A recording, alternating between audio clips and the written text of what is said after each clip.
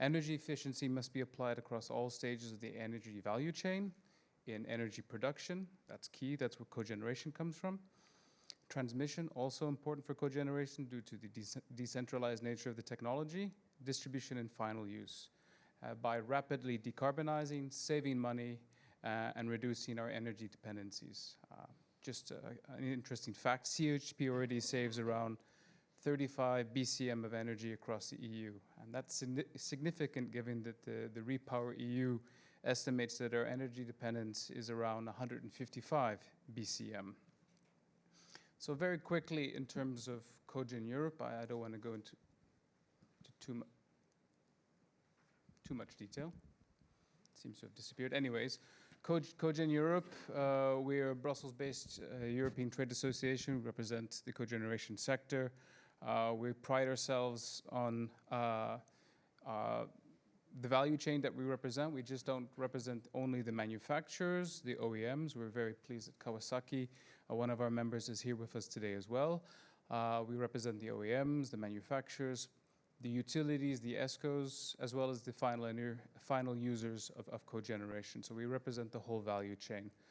We have also 11 different national associations across Europe and around 55 other companies, organizations, research organizations, and so forth.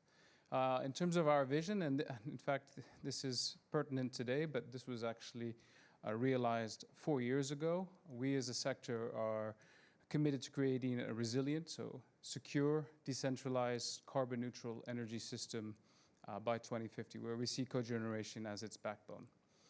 I always like to share this slide. It just demonstrates the beauty of the technology. You have a single input. It could be all energy sources. We've heard about geothermal. We've talked about natural gas. We've talked about hydrogen. I see a former colleague from the nuclear sector. You can actually use nuclear power from a CHP perspective. There's a few good examples around Europe, Switzerland, Romania, Slovakia.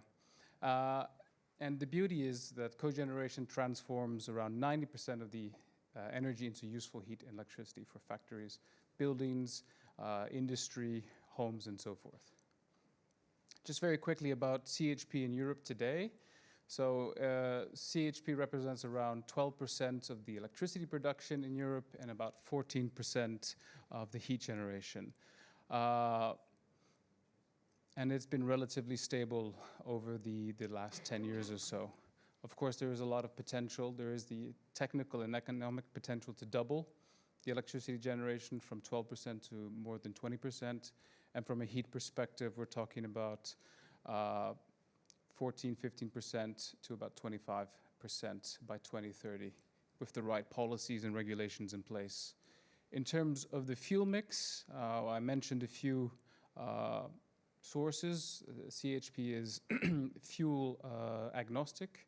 We don't promote any particular fuel, but today natural gas has been pretty much steady for the last decade or so, hovering around 40 to 45%.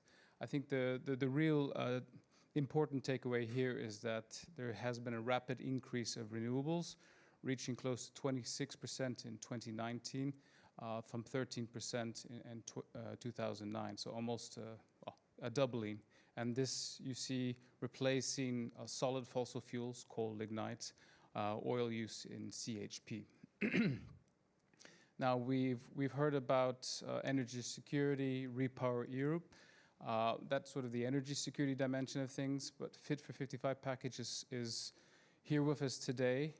There are many different facets to this legislation package, I should say, focusing really on the 2030 climate targets. There was a question before, what do we need to do to address the market deficiencies, if that's what you want to call it.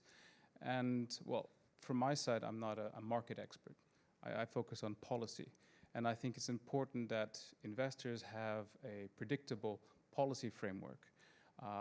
Just a few years ago, we in Brussels, member states and the parliament approved the clean energy package. Just 2–3 years ago, member states are currently incorporating that into national legislation. Now we're already talking about Fit for 55. The clean energy package was supposed to be from 2020 to 2030. Now we're doing Fit for 55 from 2022, 2023 to 2030. So we keep on changing the goalposts. So if you want a predictable policy framework, we can't keep on stopping and changing it. Investors need a long time horizon in order to make those important investments in new technologies and so forth. The reason why I showed you this slide today is last year we had a package of proposals. What's key for cogeneration in the Fit for 55 is the Energy Efficiency Directive, which was also reviewed in the Clean Energy Package, but only parts of it. I think what's important in the Fit for 55 package today is that it's really taking a holistic approach. It's looking at everything at the same time. And you probably ask my team, you know, is this manageable? I mean, there are so many different things that we are reviewing and following. The Energy Efficiency Directive, the Renewable Energy Directive, the emissions trading scheme now be extending to buildings and transport. It just keeps on going and going, and all of these have an impact on our sector, CHP. For Fit for 55, in terms of our positions, I mean, for us, I think the most important is the Energy Efficiency Directive, and we want to see the energy efficiency first principle actually applied and not just spoken about. Everyone agrees that energy efficiency is important, but when it comes down to actual EU proposals and legislation, it's mentioned, but it's not really acknowledged and actually translates into policy that will actually support the further uptake of promoting energy efficiency in the context of CHP. So we want to see support for energy efficiency in conversion, generation, transmission, distribution, and final use. We tend to talk about final energy savings more than anything else. We don't disagree. It's important to insulate buildings. We need to put double, triple-plated glass, insulation in roofs, but we also need to focus on the whole value chain, not just the end. So for us, it's important in terms of the conversion side, the generation side. We need to foster energy efficiency for all energy carriers across all sectors and at a system level. We need to move away from this silo approach and really look at it from an energy system perspective. For us, we have promoted a decarbonized gas target of at least 10%. The question is, you know, where are we going to put that? The Renewable Energy Directive has already been published.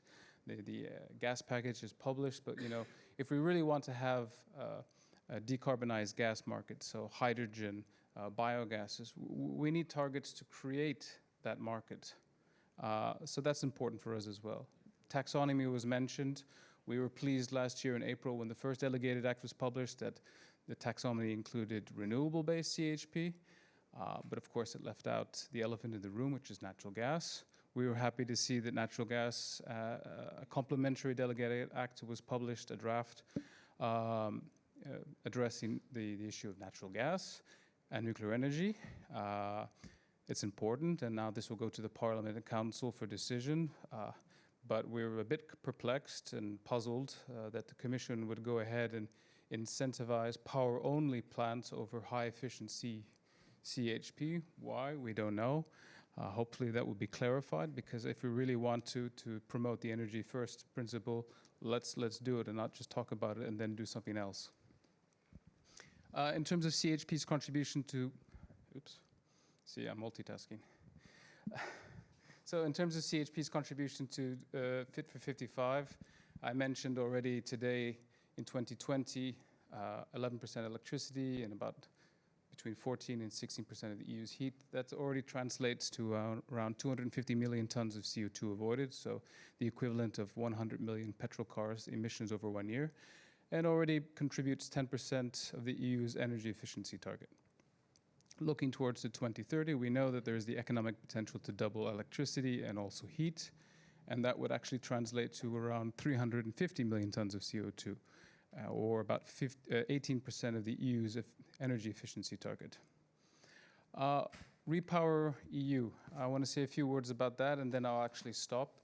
I had a few notes about the results of a study looking to 2050, but maybe 2050 is a bit too far today, and we need to focus on today and 2030. With the current and, well, unfortunate developments in Ukraine and the ongoing energy crisis I mentioned, we need to accelerate efforts towards a more efficient, resilient, and cost-effective energy transition on the path to net zero emissions by 2050. And we support the Commission's Repower communication, given its ambition to reduce dependence on gas imports and diversify supply with a focus on local production.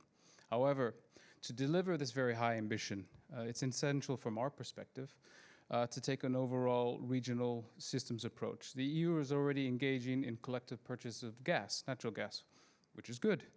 What also must be clarified is that gas is used across the entire energy system, in electricity, production, district heating, individual boilers, in CHP as well, and transport.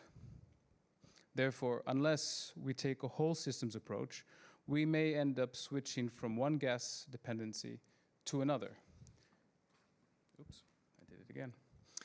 So, electrification is such an example. Electrifying heat may reduce the use of gas in individual buildings, micro CHP district heating, but in many cases it will increase the use of gas upstream, making gas power, coal power plants run longer, or even create the additional need for gas capacity. We must therefore electrify only energy systems which sufficiently renewable electricity or alternative electricity coming from CHP. While energy efficiency is at the core of the energy debate, we see that much more can be done from a supply side efficiency, reducing energy waste before the electricity or heat reaches the end consumer. It's very nice to talk about reducing your thermostat by 1 degree or 2 degree when and where that's possible, but is this really going to work? This is a voluntary measure. Could it be consistently applied across all member states? Can it be predictable? What kind of impact does it have in the short term? So in this respect, we recommend that higher focus is placed on modernizing old and inefficient gas capacity to convert them to efficient CHP sooner than later. And to put things into perspective, EU's own power-only power plants waste around 200 million tons of oil equivalent of heat dispersed into the air through cooling towers. You see that a lot, especially on highways. You're driving down the road, there's massive cooling towers. You're wondering whether it's CO2, but no, it's actually just water vapor and energy being wasted into the atmosphere. This is sufficient to cover actually all the heat demand in buildings in Europe today, if we could somehow avoid that waste. Not all energy can be recovered through CHP. We're not saying it's the silver bullet, but it's certainly a solution. For example, in Germany, we've extrapolated could reduce its dependence on gas imports by 10% just by installing an additional 6 gigawatts of CHP. Think about that. We just need the right policies and a market framework in place and incentives. My final point really here is it's key not to only diversify gas supply, but increasingly integrate renewable gases. In addition, these valuable gases must be used efficiently, where we prioritize CHP as one of those solutions. And this is just a good example of a municipality in northern Germany, which is really tying in everything: district heating, batteries, hydrogen production, hydrogen use in gas engine-based CHP, storage, district heating, wind, everything. And it's just a good example where we want to go in the future in terms of a systems approach.